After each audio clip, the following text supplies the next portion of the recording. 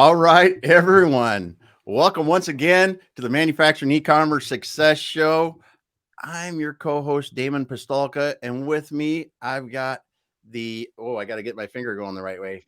Beside me, brother from another mother on the East Coast, Curt Anderson. Curt, take it away today. Hey, Damon Pistolka, the man with a plan, Mr. Exit Strategy Specialist from Exit Your Way. He's over that. So, that's the tough and one. it is 1:32 Eastern time, 12:32 Central, Mountains an hour before. Damon, what do you got? 10:32 maybe, something like that or so? Yeah. So, yeah. Awesome. All right, guys. So, hey, happy Friday. What an honor. What a privilege here at Manufacturing Ecommerce Success, where our goal is for you to stop being the best kept secret. Now, our guest today is absolutely no best kept secret. So we have Jackie Hermes in the house here. Jackie, coming to us live from Milwaukee, Wisconsin. How are you today? I am fantastic. I love the intro. It's really weird having the screen flipped. Oh, it so is. You don't know where you're pointing, but we'll get through it. Yeah, you're like up and down works. I'm here. Up is easy. Up and down works right. That's weird, right and left. Got it. Perfect. So Jackie, we have a ton of cover. We do this every Friday.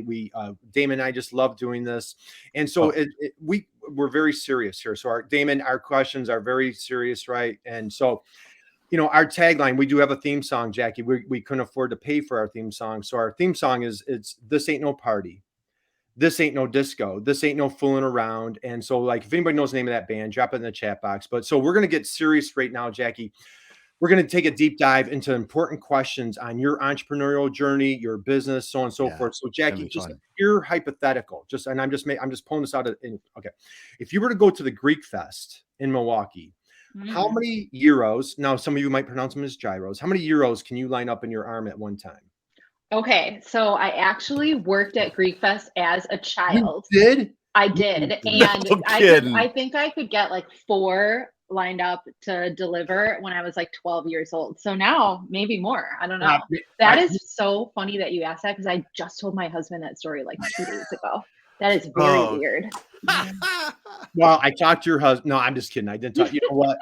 I did a little digging, Jackie. So anyway, so that is great. So guys, if you're wondering anything about Jackie, our LinkedIn influencer here, she is gifted. She is talented. She can, Jackie, I put money on at least half a dozen euros right now. I'm a euro junkie. So you and I could definitely, I'm coming out to Greek Fest in Milwaukee. So we'll do that soon. But we want to dig deep into, you are a great entrepreneurial success. We have so much to unpack, so much to cover today. So let's go here. You kicked off your career. You're a young gal. Can I say gal? Is that appropriate? So you are a young lady. Sounds great. And you have had an incredible, successful career so far. Kicked things off at General Electric, iWave. Talk a little bit about the early stages, and then we would love to hear what kicked off this wonderful entrepreneurial journey of yours.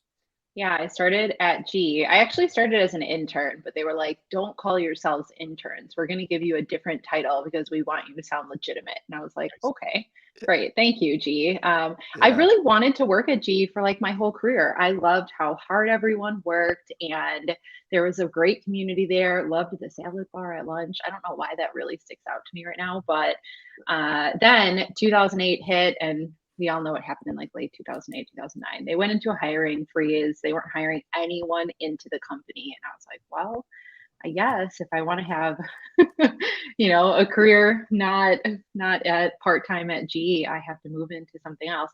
I took actually a few random jobs that do not show up on my LinkedIn profile in between. I don't even know if we should get into those stories. Very random. And then I landed at iWave. And I started my career there as a recruiter, which I was like, I have a marketing degree. I do not want to be a recruiter. I'm really glad that I did a couple years in recruiting, because now I have such a better idea of how to hire for my company, which is, it was at the time I was like, oh God, I really don't want to do this. And now I'm really glad I did do that, even though, recruiting is sales, and it is a really, really hard job. I moved into the product area. So I worked on their most popular product, managed their most popular product, moved into marketing. And then I eventually left to start Excelity. They had acquired a company They were private equity owned, so they were like acquiring companies like mad, but they acquired a really large company that doubled the size of the business. So we did all the work to integrate the companies. The company was in Canada. It was in like banking and finance, where we were in insurance. It was completely different. And then a year later, they decided to sell off half of the company. And I was like, all right, I'm out of here. Yeah. That was my sign to leave. So I started Excelity at that point. And while I worked at iWave, I was running a vegan cookie company, which is like my first foray into entrepreneurship. And the name of that cookie company? It was called Sweet Monkeys. I did not name it. Actually, we bought the cookie recipes from a woman that lived in Buffalo, New York. So my now ex-husband was like, oh, I'm gonna go to school and get a master's in entrepreneurship.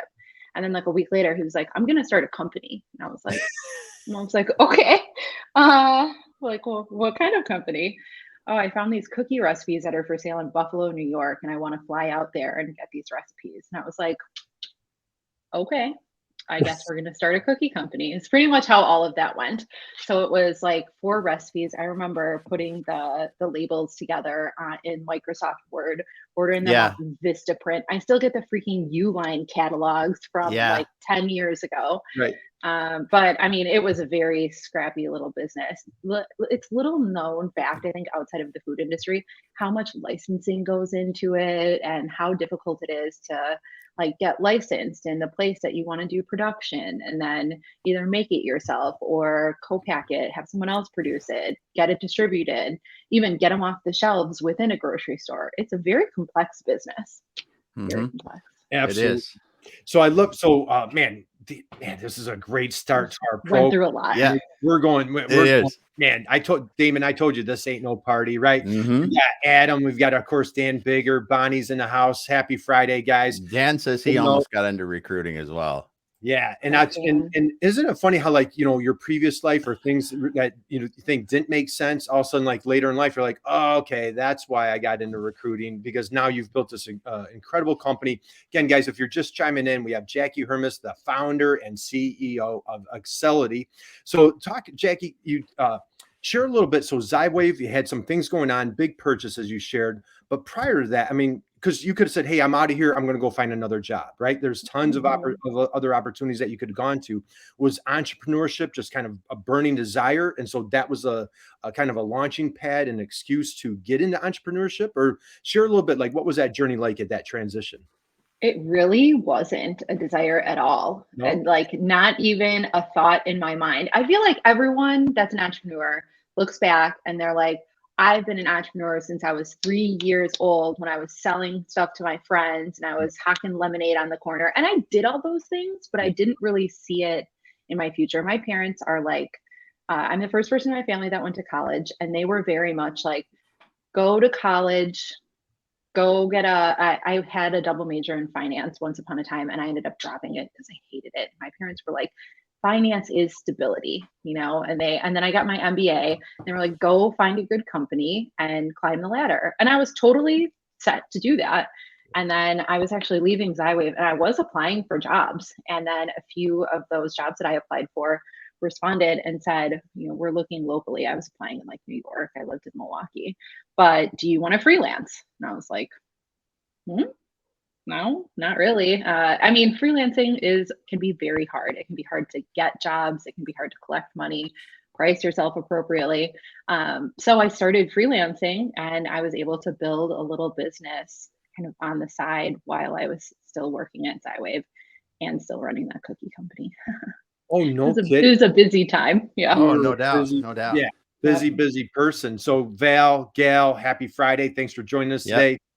Jackie, so let's go from there. So Gail still talks about the Uline catalogs. I think don't give up.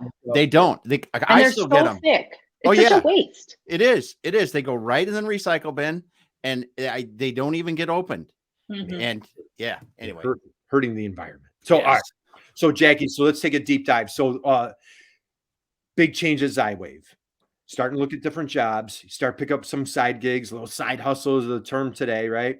I weren't calling it back then, but talk about like why a marketing company? How did you, you had the cookie thing going on. What inspired you to kick off a marketing firm? Okay, I'm not gonna lie, I kind of hated running the cookie company. It was hard. It was like hoisting up a tent on the weekend to sell a $5 bag of cookies, and then you got no sleep because you had to make all these cookies the night before, and people come by and they taste them and they're like, "Oh, this is gross." And I'm like, what did you just say? Like was slaving over those cookies at midnight while my 1-year-old son is running around trashing things. I kind of like blocked that part of my life out, to be honest. But we'll go back there. We'll get away from that. The day job at that time was running the marketing department at iWave, which is a B2b software company.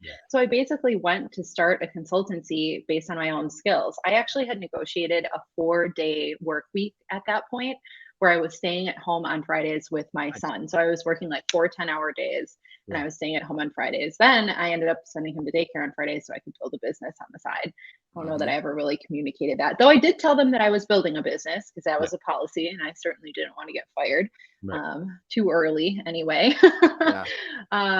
So, I mean, I built a business based on my own skills, and I started it because I wanted flexibility. I was like a mom for the first time, and I wanted to be able to work at home, which was not a thing at that point. It was like business casual, everyday report to the office type situation. I don't know that it necessarily gave me all the flexibility and stuff that I was looking for as I built a company, but at the beginning, it definitely did. Right.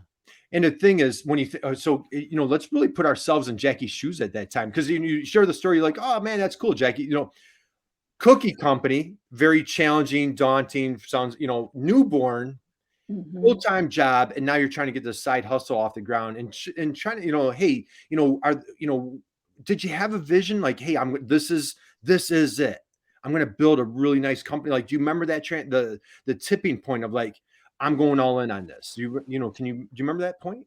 Yeah, I basically got busy enough that I couldn't do it all well anymore. I couldn't work full time and be a good mom and do my side hustle, which was like, I was probably doing 25, 30 hours a week on the side. And so I was like, all right, I'm going to quit. And I did. And then right after I did that, it was like within 2 weeks, my main client canceled their contract. Oh no. Like, oh no. Yeah. Rough life. Oh, great. And but go ahead, Damon. Those kind of things, and you've been in this more than a few days anyway. And those kind of things just happen in business. They do. You've been in 9 years in Excelity, and that's happened before and again. But the way that the timing, it almost seems like the timing of things happen like that just to test you. Yeah, that's all they do. They're there to test you. And when you look back on those things, you usually made it through just fine. But when it happened, you're just like, oh god, this is gonna go. You just sat in the room for a ball for a few minutes and go, what the heck? It was very stressful.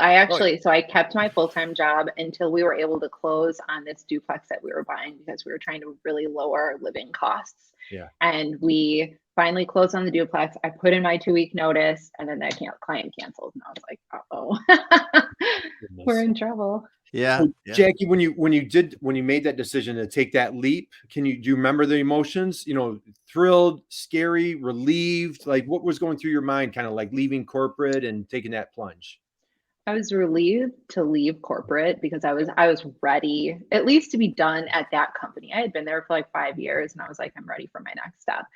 I don't think I knew. I for sure didn't know what I was getting myself into at all. I was excited, and then suddenly I was like, oh no. I was applying for bartending jobs like in a little town around the corner so that hopefully no one would see me, so I wouldn't have to tell people I was failing in my mind at entrepreneurship. So it was scary. It was scary for sure. And it still is, honestly, sometimes. The cool part about that is I get to talk to a lot of business owners that have started their own businesses, and you'll hear about Scott Lezak, the guy I know out on the East Coast that has a landscaping company, successful as heck now. He talks about, when I started my landscaping company, I lived in my mom and dad's house in their basement. I drove an old pickup, and blah blah blah blah blah, and he got a 4-year degree in Purdue for landscaping. It's really education, whatever, the entrepreneurial story is, you're probably going to have some struggles in the beginning to go. And it's great to hear yours. Not that you had to go through it. Yeah, sleep in mom and dad's basement. So Jackie, we absolutely. So again, Damon being a growth and exit strategy specialist, we do all sorts of training. We're constantly preaching niche down, niche down. We even have a saying we like to say, niche down till it hurts. Okay, niche down till it hurts. So many entrepreneurs, especially when you're young, starving entrepreneur, you're going to take in anybody that's waving a credit card or a check, right? And kind of, and you find yourself navigating into, outside of your strike zone, outside of your wheelhouse. Let's now we're ready. Let's take a deep dive into your company. So you specialize B2B marketing for SaaS companies. Now you could have been your marketing guru, and I view you as I know you're very humble, very modest. You are a pioneer with social media. You were really at the early stages with iWave, hitting some new practices, what have you, especially when the economy was in a tough period. So why did you pick? So again, I understand like with iWave, that was kind of your lane, but talk about the journey as you were getting into marketing, how like how you found your folks, your peeps that really resonated to build your company. Why did you go that B2B SaaS direction? I mean, the simple answer is because it's what I knew, but I also did not turn down a lot of work at the beginning. We worked with like a taxidermy company. I know nothing about taxidermy, not a thing. I actually, weirdly enough, I must still be in their Google Analytics, and I just got a notification the other day, and I was like, oh my God, I cannot believe we did that. And it was like, well, we need money, so we're going to take money. But it never really turned out the way that I thought it would. Like at the end of the day, every time we took money because we needed it from someone that was kind of a jerk, or, a company that we didn't really know what was going on, or didn't know the industry, it ended up ending poorly, or we couldn't work up to, the standard that it should have been for someone who knows the industry, or, like we have to part ways with a client and give them a refund of some kind because we don't like how they're treating our team. It's never worth it. But anytime you take money because you desperately need it, I feel like it's never worked out for me. And that takes a while to have the discipline to reach that point. I mean, that's really reaching a level of success when you can tell that customer. And Damon, I know like you just interviewed Wesleyan Greer the other night. Wesleyan, on your live show, she talked about she turned down a significant 5-figure client because it wasn't a good fit. So Jackie, and again, as a young entrepreneur, did it take a lot of discipline to be able to say no, to really stay focused on who you want to sing to? Even still today, we're 9 years in, and my salesperson will be like, well, we have this client that's pretty close. And I'm like, no. Because the thing is now, because I have to answer to everyone now. If we bring in a client that is not who I say we're going to bring in, or like we have minimum spends monthly, if we bring in a client that is under that, then everyone's like, I thought you said we had minimums. I thought you said we had a target market. And I don't want to be a liar, basically, to my team. Right. And my word is my bond, and I take it very seriously. So now it's great because I have like, okay, there's a system in place where I can say no, but it still happens. Wow, man, was that good right there. And what happens, I think, is as much as anything, as with our business, it's really about the core values of the customer, because you mentioned a couple things there, the way they treat your people, the way they treat their own people, and the expectations of results, all those kind of things are really key. And I think when it comes down to it, it is their core values and your core values don't match. Right. That's a huge thing for us, because, and that's why I think as you're going forward, you take more time getting to know those customers before you say yes.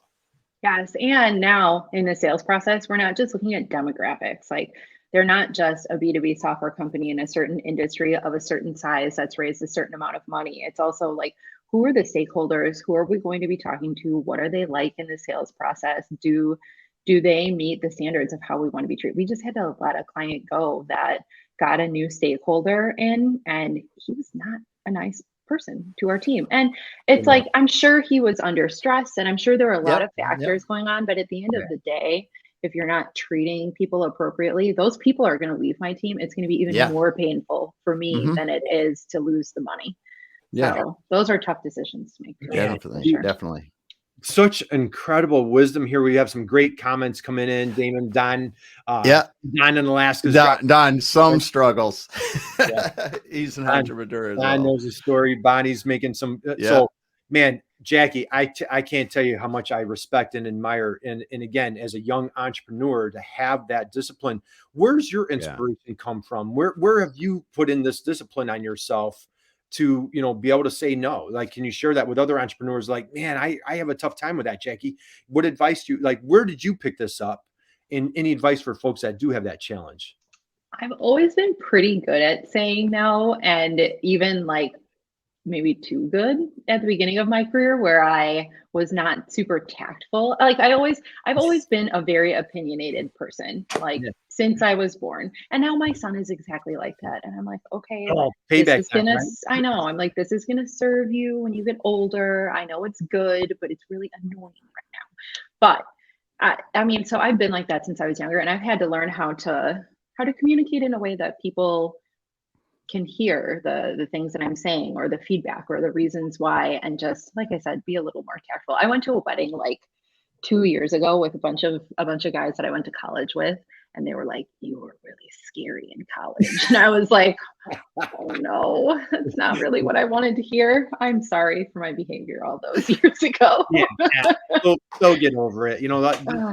Us guys, we're how fragile our egos are. So don't worry.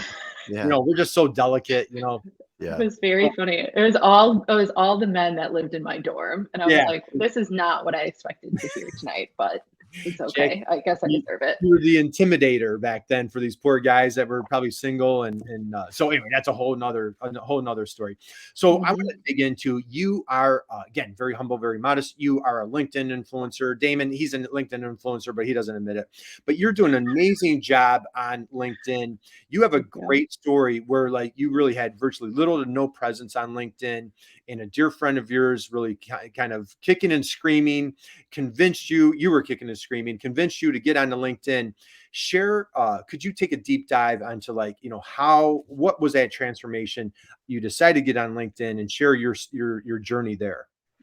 Yes, for sure. So I bet some people that are listening know Quentin Allums, and I just love the heck out of that guy. He was one of my first employees. So I got an office like 2 years into Excelity, and it was like 300 square feet, and it had a little like office and a glass like wall and a table outside, and he would sit at that table in this tiny little office and like write blogs for me and do other things. Right. Then he ended up he was one of the earliest people that were on LinkedIn. As when the video platform was launched, he saw the opportunity, he got on it right away. And I saw what he was doing, and I was like, cool, not for me. I didn't want to do it. And he kept trying to convince me, like, you have a story to tell. I really think you have something to say. I think you could be really successful here. You should get on LinkedIn. And I was like, no, I really don't want to. For like 6 months, which I should have done it earlier, I told him no. And then finally he said, well, what if we just shoot a couple of videos for my LinkedIn? And I was like, okay, that I will do. And he later told me that the videos were horrible and he never posted them, which I didn't even realize, honestly. He loves to talk about that still today. But I think that made me understand, like, oh, I can get in front of the camera and it's not as scary as I thought it was going to be. And maybe I do have something to say. And so I started working with him. He did a lot of like, here are the topics I think you should talk about. And he had a professional video company where they would shoot everything. And so it was really good because they held me very accountable. Otherwise, I never would have done it. I think the fear level was too high, but I'm glad I did.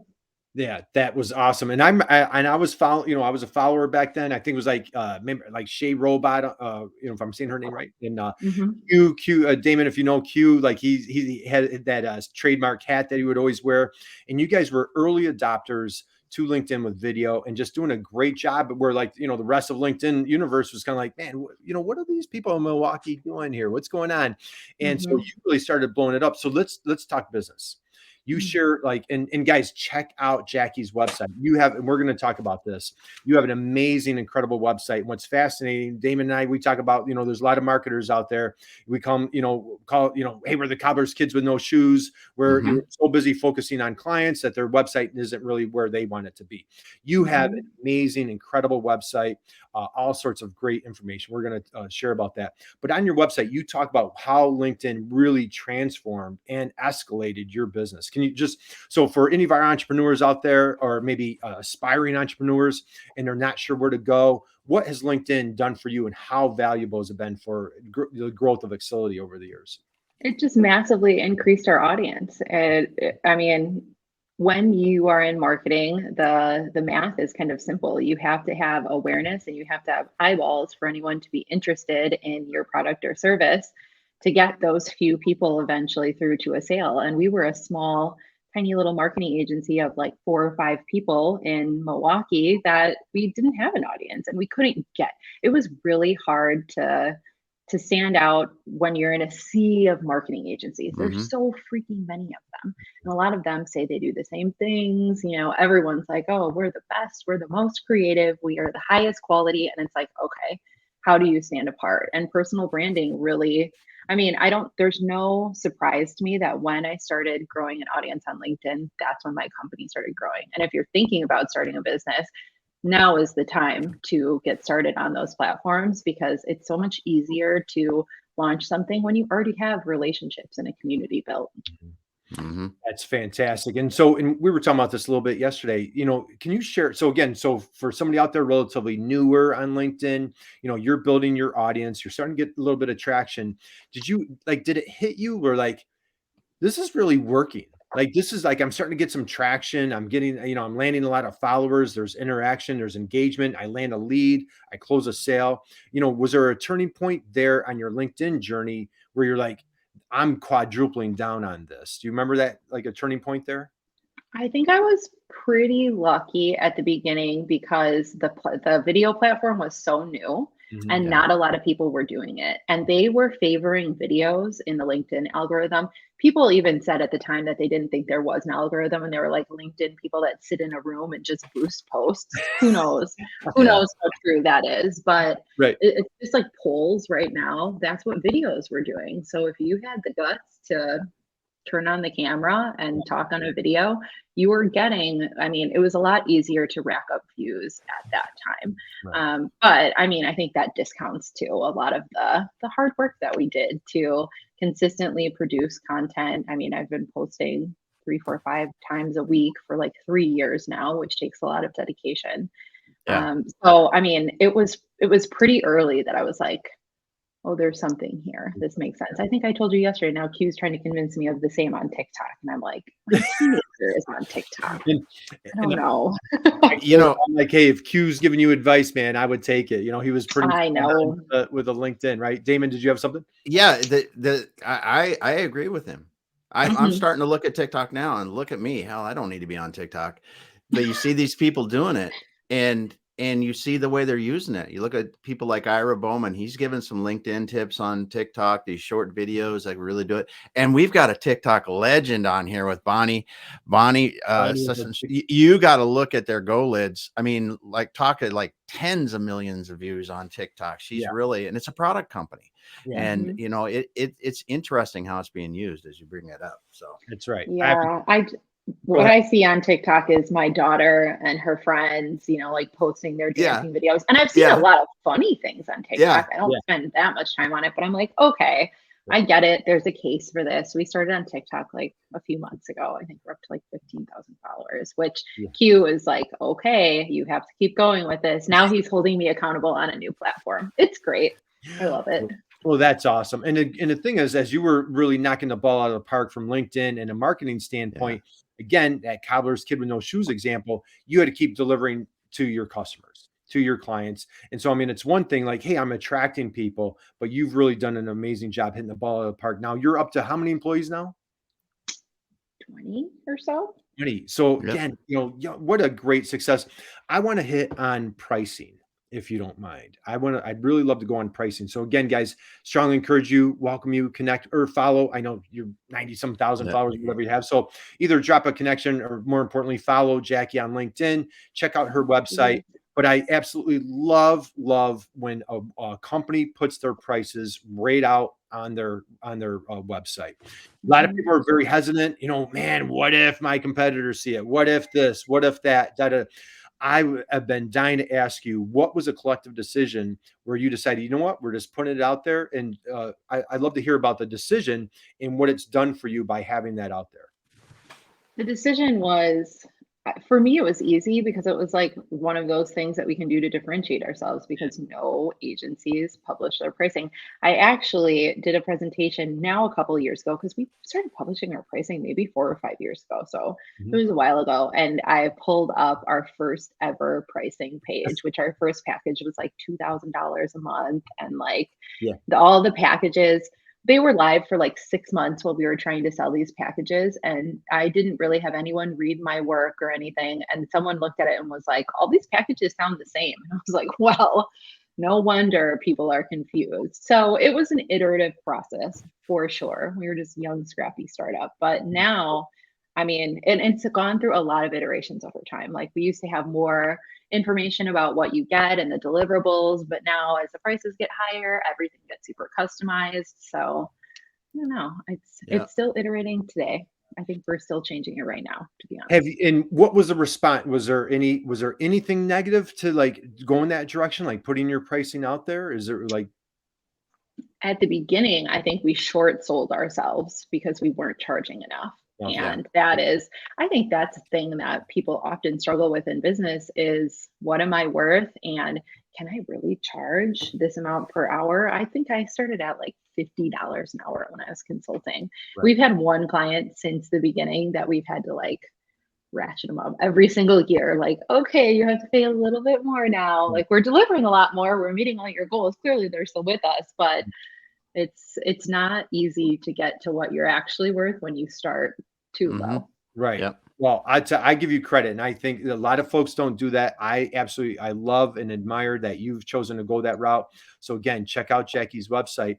All right. So let's go, man, we have so much more to cover. Yes.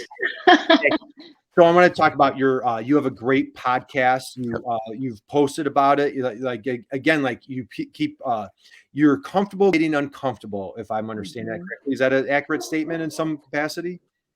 I think I still go kicking and screaming into a lot of these things. So I wouldn't say I'm super comfortable with it, but when I'm not uncomfortable, when I am comfortable, we don't need a double negative in that sentence. When I'm comfortable, then I'm like, what else should I be doing right now? Even last night I was talking to my husband because we used foster and 2 of our children we adopted. And I was talking to him and I was like, maybe we should start fostering again. Like as soon as I get comfortable, it's like, let's find, the next thing that we need to do. So I'm not totally comfortable with it, but I am constantly driven to be like making those changes and taking on new things. Well, you certainly seem like a natural. So, and again, Jackie has 3 wonderful young children, and and God bless you for fostering. So for any foster parents out there, what a role model you are there, and God bless all of our folks that take on children. So, good for you there. Let's dig into your podcast. So, the Art of Entrepreneurship. I love the name. I just can't believe that was even available. So good for you. Me neither. Right? What a phenomenal name. Where did the name come from? And what was the inspiration for you with your podcast? Where are we going here? So I wanted to start a podcast for years. And this is another thing that I was like, I don't have time. I don't have any clue what I'm doing. How am I going to consistently put out content? I'm not doing this. Well, finally, I was like, okay, it's time. And I have a little bit of bandwidth. So I ended up signing a contract with, Q helped consult on it. And then a producer named LZ. And I was like, okay, if I'm going to actually do this, I need to put some money into it because once I invest, I'll go do the thing. Right. But otherwise I could have just kept it to myself and I never would have launched anything. So where did the name come from? It was a guy who was on my team. I wanted it to be called like the Unemployable Entrepreneur or something. And everyone was like, that's a mouthful. That's way too long. No. And yeah, my team brainstormed and they came back with that as one of them. And I was like, wait, what? This is available? Yeah. And there are some episodes that are of people that are called The Art of Entrepreneurship, but no real podcast that I could find. There was like one that used to be posted on Facebook that I saw that wasn't, it looked like it was inactive as of a couple of years ago. And I was like, Right. all right, well, let's do this. That is awesome. So Nice. again, I caught an episode you were talking with a gentleman about is entrepreneurship for everybody. And it was a great conversation. So again, you guys, you want to check out Jackie's podcast. A couple comments here, Damon. So Bonnie asked a question. Yeah. Is Jackie, do you work with companies on e-commerce sales and marketing on social or strictly B2b SaaS? Strictly B2B software. Man, look, my God, the discipline here is just Yes. inspiring, man. I'm like, you know what, man, do you coach? We need Jackie for guys. You great. And Maybe in my next don't you life. do some coaching? Did I see coaching on your LinkedIn profile anywhere? Do you do coaching? No, I've thought about it, but I don't know. I Okay. probably have enough going on right now. Enough going on, right? Maybe in Yeah. my next life. Yeah, maybe when the kids are in college, right? So, all right, Yeah. John Baglino. John been fighting the flu this Yeah, week. he's got the flu this week. What's no. everybody? I'm here, but worried about being yelled. God, John, Yeah. you love. All right. Yeah, no, we're not yelling. Just nothing but love here. So we've got Jackie in the house. So Jackie, I also, by the way, John had the flu like 10 days ago and it was rough. oh, So That's a Jonas too. feel better. Yeah. It's terrible. it was awful. So, all right, Jackie, entrepreneurs out there, you've built this incredible 20-person marketing firm. COVID, not a fun year for anybody. You came through it. Can you share like what was COVID like to you? Where's the company now? Share a little bit on your journey the past 2 years.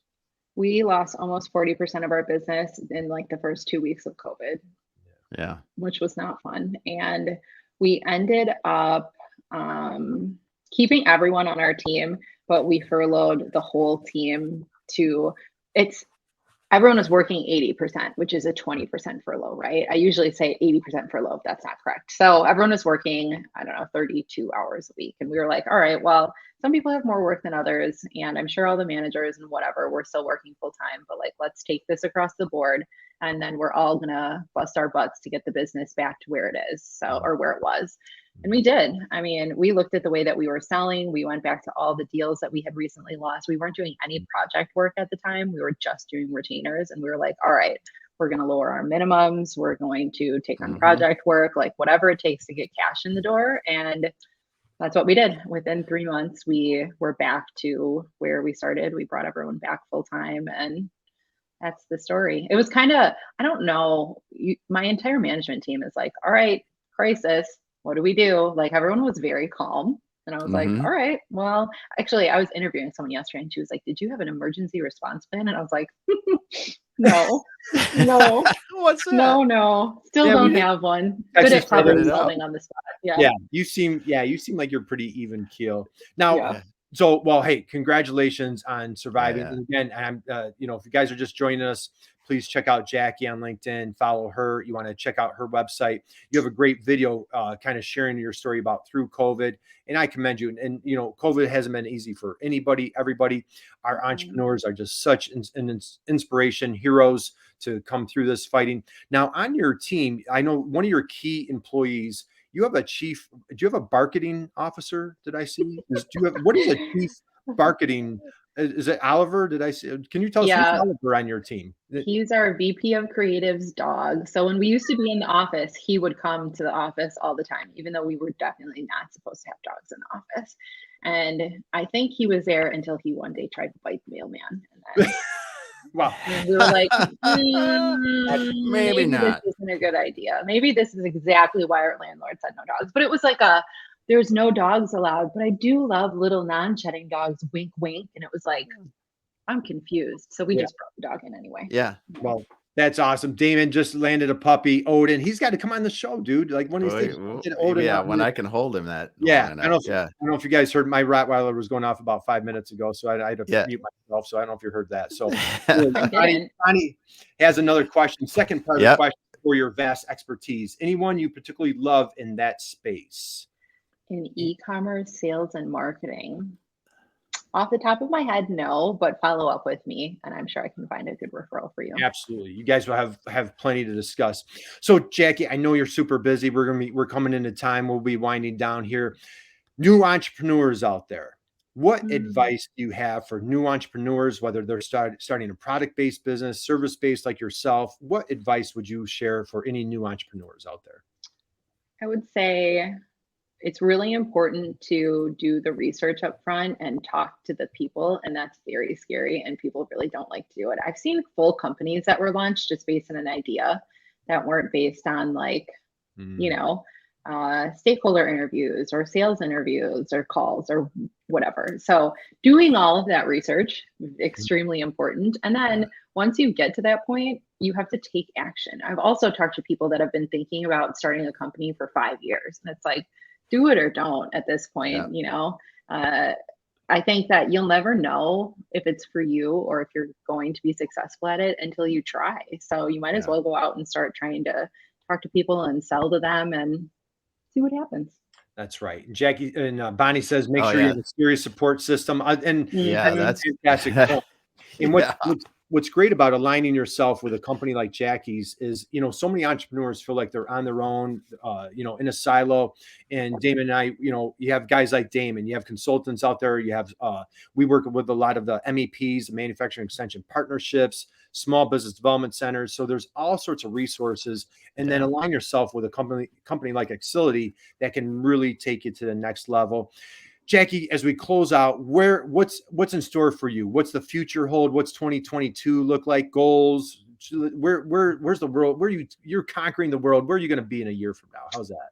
We have a very large revenue goal this year, and I am hiring for a key position within the agency, which I'm really excited about getting the right person in to help us get there and set us up for even more success, which I'm pumped about.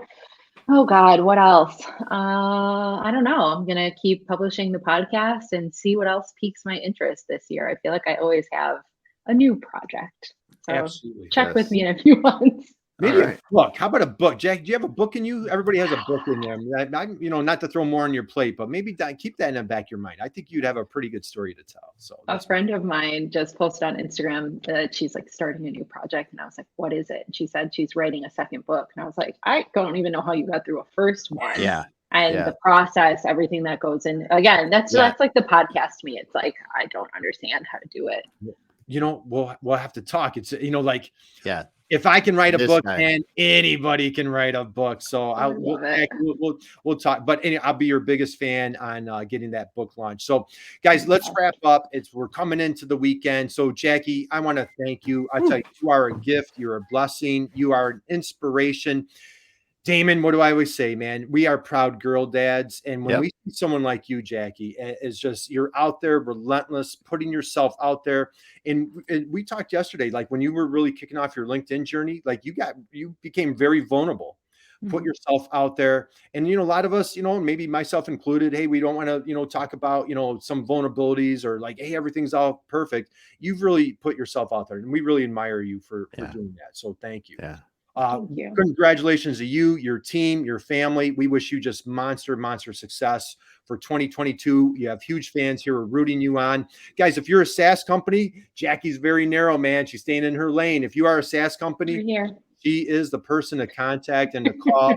So guys, go out, have an amazing, incredible weekend. Jackie, thank you. Damon, take us away, brother. All right. Well, thanks, Jackie. It was awesome having you here. And man, that learning from you today, it was just been incredible. Thank you so much. Thank you. Thanks to all the guests too. It just showing up in the comments and during the week. Appreciate you so much. And have a great weekend, as Curt says. Thanks so much, everyone. Jackie, hang on one second.